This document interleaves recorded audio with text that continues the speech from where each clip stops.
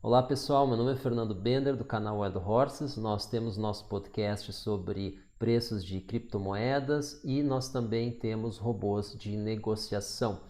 Nós temos notado que tem bastante dúvida na comunidade, de uma maneira geral, sobre esses robôs, o que eles fazem, vale a pena, etc. Então, como a gente já tem experiência nisso, nós pensamos em montar aí alguns episódios, em especial esse aqui, um introdutório, onde a gente chama atenção para algumas questões que, na nossa opinião, são deixadas de lado quando se aborda esse tema. Então, vamos passar por elas aí sem mais demoras e a gente aproveita também para nos apresentar um pouco melhor. A nossa marca Wild Horses, ela surgiu aí do software que a gente fez para predição de preços, que a gente acabou usando em criptomoedas. Isso acabou aí se tornando então o nome do nosso podcast e do nosso canal. A nossa empresa ela surgiu em 2011 e ela começou fazendo programação na área de controle, desenvolvimento de algoritmos aí para controladores industriais. E depois a gente começou naturalmente a migrar aí para a área financeira e hoje o nosso foco é em estratégias de trading, mas especificamente como configurar elas. Isso é um problema bem interessante.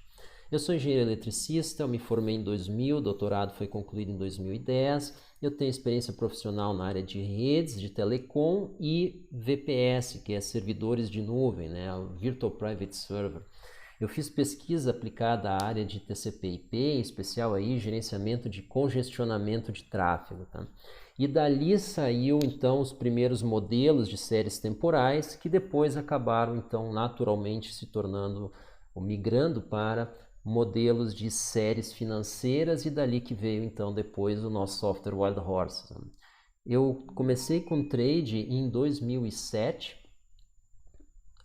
opções, ações, e parei logo depois 2008. Então foi uma experiência muito legal, gostei muito e eu vi que eu tinha que aprender bastante sobre isso e fiquei então acompanhando os preços, acompanhando os mercados e eventualmente então lendo e estudando alguma coisa. Em 2018 eu tomei contato com criptomoedas, foi apenas em 2018, foi tarde, mas eu gostei muito, em especial da Hashgraph, eu me tornei embaixador dela e organizei o primeiro meetup deles na América Latina, antes mesmo do lançamento da marca Hedera.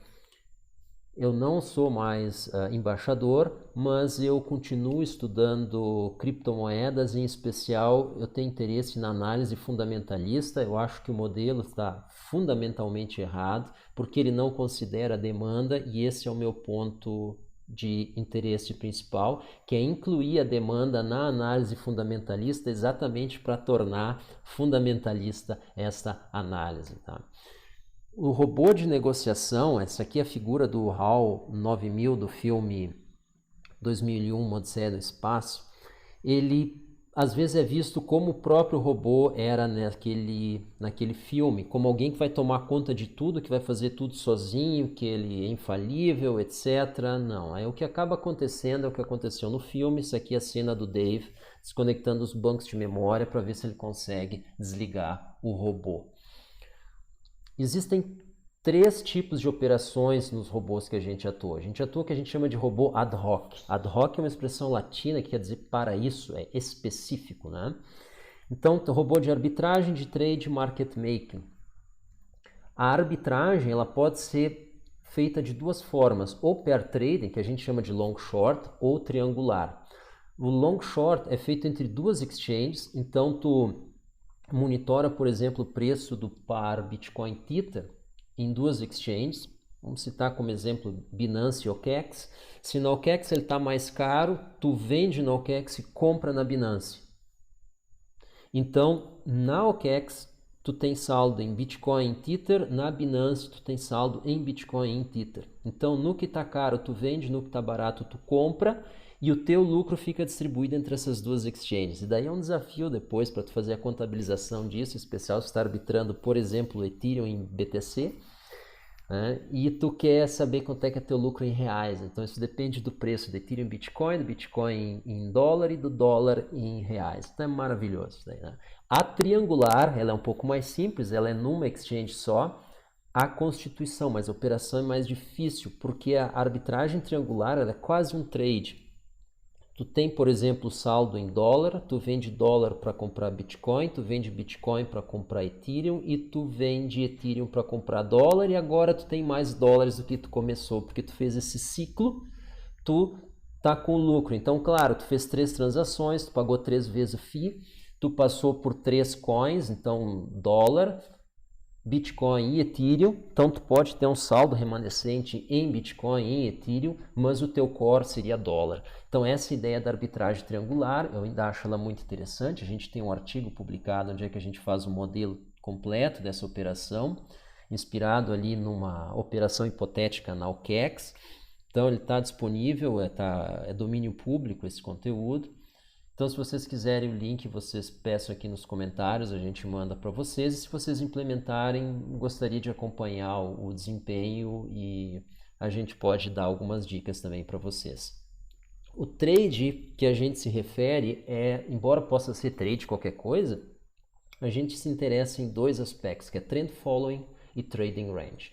Trading range é uma região onde os preços ficam orbitando ali dentro, e como tal vai ter um mínimo e um máximo, claro que não é o mínimo histórico, nem o topo histórico, mas vai ser um mínimo razoável e um máximo ali bem próximo dos preços, uma região ali com 5, 10% de variação, não dá para especificar antes, mas é mais ou menos assim, e dentro dessa região tu compra o fundo e vende o topo, tá? É assim simples. O que é complicado é tu identificar essa região e explicar isso para o robô. O trend following é mais simples ainda. Se tu acha que vai subir, vai continuar subindo, compra e espera. No contrário, tu vende e espera, né? A questão toda é por que tu chegou à conclusão que vai subir, quanto tempo ele deve subir, tipo, é uma tendência que vai se manter ou é algo temporário. Então, esse tipo de detalhe que complica um pouco a implementação, mas a ideia básica tu identifica que está tendo um rompimento de uma trading range, então agora ele deve subir até que o mercado se acomode numa outra trading range, né? Se esse movimento não é sustentável, ele vai voltar para essa trading range atual. Então essa é a ideia básica. E o market making tem 2 tipos. O market making de uma exchange só e o de 2. O market making em uma exchange só, a gente se apresenta como comprador e vendedor ao mesmo tempo. Então a gente atua nos 2 lados. Então nós temos estoque do ativo, ou da coin, e nós temos então fiat, ou qual que seja a moeda de compra. Então nós compramos a um preço e vendemos no outro e fazemos isso ao mesmo tempo. Então quem quer comprar pode comprar da gente, nós estamos vendendo a um preço mais X, e quem quer vender, nós estamos comprando ao preço menos um X. Esse X é o que a gente chama ali do spread, então seria nesse caso 2X, né? Que é a diferença entre o nosso preço de compra e o nosso preço de venda. E é isso. Isso é o single exchange, ou como alguns chamam, pure market making. O cross exchange é levar isso para um outro lugar. Então existe um mercado onde essa compra e venda está acontecendo, mas existe um outro lugar onde isso ainda não acontece. Por exemplo, a gente quer fornecer ali. Então basicamente existe, por exemplo, imagine uma exchange pequena com pouco volume, onde o spread é grande num par. Esse mesmo par é negociado numa exchange com maior liquidez, por exemplo a Binance. Então vamos pegar um caso prático, vamos dizer a Binance, a Bitcoin está ali a 10 mil dólares e ela está sendo comprada a 9.900 e está sendo vendida a 10.100. Opa! Então o que a gente faz? A gente vai nessa exchange com menor liquidez e vende a 10.200 e compra a 9.800. Mas de onde é que vão sair as nossas bitcoins? Bom, da Binance. Então, o que a gente faz? A gente compra a 9.800 nessa exchange menor e imediatamente vende na Binance a 9.900, que é o preço que eles estão comprando lá. A gente compra na Binance a 10.100 e imediatamente vende na outra a 10.200. Então, por que esse imediatamente? Porque tu não fica com o ativo que está sendo negociado em estoque, exceto por breves instantes. É só o tempo da ordem ser executada numa e já ser executada na outra. Então a gente é taker na Binance e maker nessa exchange menor. Isso nos permite trabalhar com ativos que a gente considera arriscado ter em inventário e ao mesmo tempo, então, fazer ele girar. Esta é a ideia, tá? Então, esses são os dois tipos de operação do market making. Agora, e o que o robô significa? Aqui a gente viu até agora o que o robô faz. O robô significa uma extensão do trader. Por que extensão? É uma extensão temporal, ele está sempre online, 24/7. Mas é uma extensão também espacial, porque ele é o trader sempre. Onde ele opera como o trader operaria. Mas ele tem uma vantagem, ele faz isso sem emoções. Então, faz sempre o que o trader teria feito.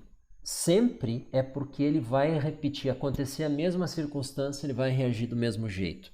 Esse é o sempre. E o porquê eu teria? Porque digamos que no momento em que tu configurou o robô, tu configurou ele para uma determinada circunstância ou para um determinado momento de mercado.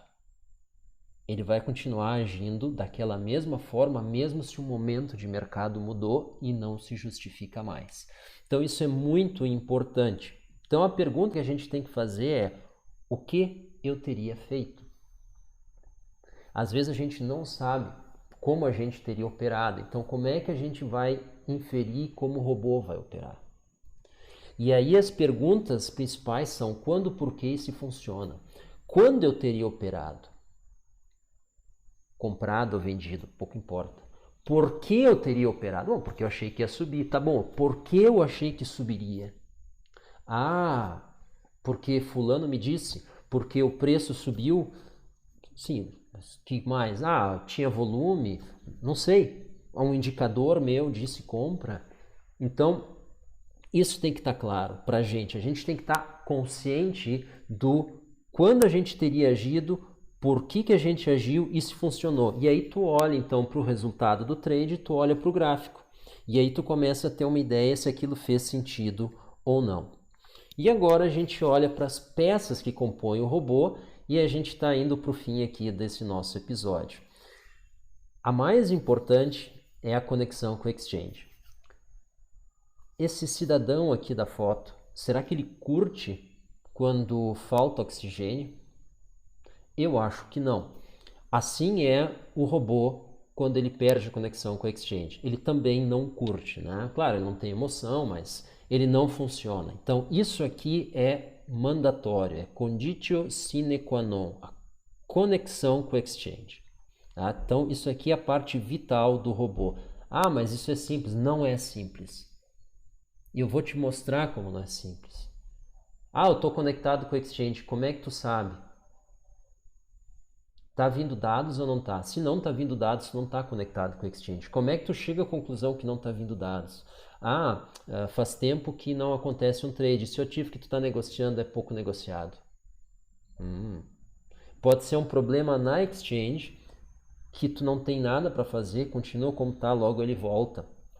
Pode ser que é um problema na tua conexão com o exchange no meio do caminho. Pode ser que é um problema no teu software, pode ser que é um problema no teu computador. Como é que tu identifica isso? Como é que tu tem certeza do que está acontecendo? Então, essa parte é vital para tu garantir que o robô está funcionando direito. Cálculo de indicadores. Essa aqui é a parte que é o teu ponto de vista do mercado. Quando tu olha para um radar, tu não enxerga o ambiente. Tu enxerga o que o radar te mostra. Se tu tá, por exemplo, num submarino, esse aqui é o radar do submarino, pode ter um tubarão passando. O radar não vai te mostrar, mas o tubarão tá lá. É que tu escolheu um radar que não te mostra tubarão, ele te mostra navios, torpedos. Então ele vai te mostrar alguma coisa e tu vai ver, opa, isso aqui, esse ponto aqui, ele é a nossa frota. Ah, esse ponto aqui é uma nave inimiga. Esse ponto aqui é... E aí tu vai interpretar isso. Então tu vai interpretar o ambiente a partir do que o teu radar te mostra. Então se o teu radar não te mostra, tu não tem o que interpretar. É muito interessante isso, tá? Então, essa parte ela é essencial. E a gestão da ordem. A gestão da ordem é aquela parte burocrática que, graças a Deus, o robô faz e ele tem que fazer muito bem, que foi emitida uma ordem. Tá, a ordem foi executada ou não, parcialmente ou não, ela foi cancelada ou não, deu algum erro ou não, que erro que foi, o que aconteceu com aquela ordem. Então, esse acompanhamento do ciclo de vida da ordem é mister que seja bem feito pelo robô. Então, a conexão é conditio sine qua non, a gestão de ordem é mister. E aí o cálculo de indicadores é o que diferencia, então, um robô do outro frente ao modus operandi. Então isso é interessante porque nem todos os robôs são concorrentes. Eles podem, inclusive, se ajudar, porque às vezes quando um está comprando, o outro quer vender, um fornece para o outro, porque os indicadores são o tempo em que eles operam é outro. Um pode operar em minuto, outro pode operar em hora, outro pode operar em dia, e às vezes a filosofia é diferente. Um está fazendo trading range, outro está fazendo trend following. Então, quando um vende, outro compra. Então, é muito interessante isso. E agora a gente tem que falar um pouco dos riscos para encerrar. Esse cidadão da foto aqui, o que ele está dizendo para a gente? Ele está dizendo assim, fiquem tranquilos, não se preocupem, o paraquedas vai abrir. E se ele abrir e enrolar, ou se ele não abrir, ou se for uma mochila, não é um paraquedas. Então, existe risco? Claro que existe. Existe uma série de categorias de risco, mas nós vamos nos focar em algumas que dependem exclusivamente do robô, não da prestação do serviço ou do negócio de robô. Não, é só do robô em especial. Então, os riscos para nós são desconhecer o próprio perfil. O trader não sabe como ele opera.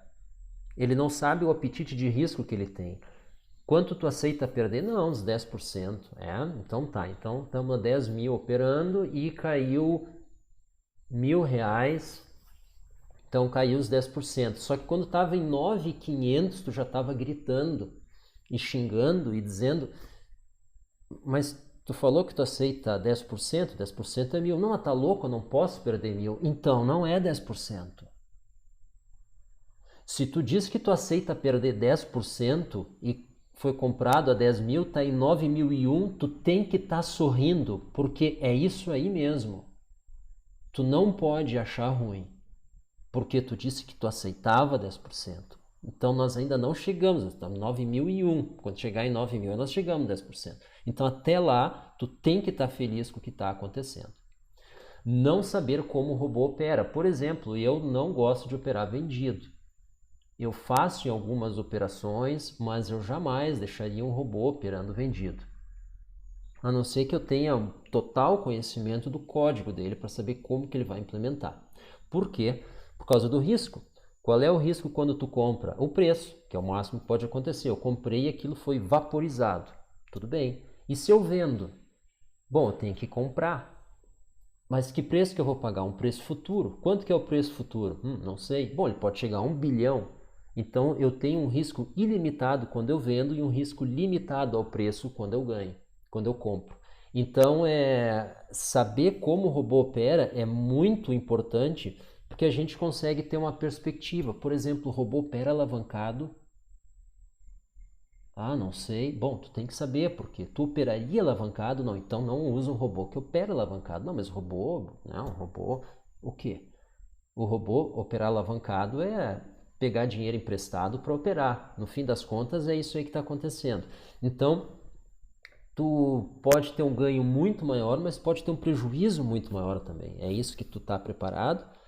E ter o robô, então, como único investimento, que é toda a minha expectativa de sucesso financeiro vai ser depositado nesse único software aqui. Tá? Então, a gente, por exemplo, eu tenho 3 robôs hoje rodando 3 estratégias diferentes, em exchanges diferentes. Tá? Mas isso aqui não é uma totalidade do meu investimento. Estou fazendo alguns testes, eu estou fazendo algumas operações, mas é um percentual pequeno. Tá? Então, essa é a ideia. Ele não pode depositar tudo ali. Aí, claro, à medida que tu vai fazendo os ajustes finais, tu vai aumentando esse capital. Então, essa é a ideia, mas não pode ser tua única esperança, tua única expectativa. Então, isso aí a gente tem que estar claro. E quais são as consequências de desprezar esses riscos? A decepção. O robô pode estar fazendo tudo aquilo que a gente combinou, mas a gente está decepcionado com ele. A gente desiste da operação, diz, não quero mais.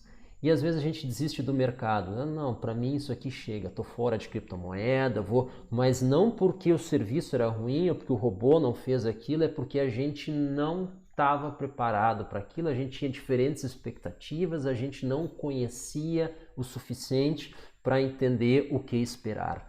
Então, para que isso aí não aconteça, é muito importante que se cuide o robô, o serviço, que se tenha mais informação e que se elimine isso. Então, pessoal, isso que a gente queria passar para vocês, essa introdução, levantar esses pontos. E aí, claro, vocês são livres para refletir sobre isso e a gente espera que isso tenha auxiliado vocês. Muito obrigado pela atenção, muito obrigado pela audiência e smash that button aqui, inscreva-se aí no nosso canal para não perder aí eventuais novos episódios, não necessariamente sobre esse tema, mas de uma maneira geral. E qualquer dúvida, comentário, crítica, sugestões também nos comentários, a gente vai ficar muito feliz, a gente sempre lê e sempre responde. Pessoal, muito obrigado, até uma próxima. Tchau!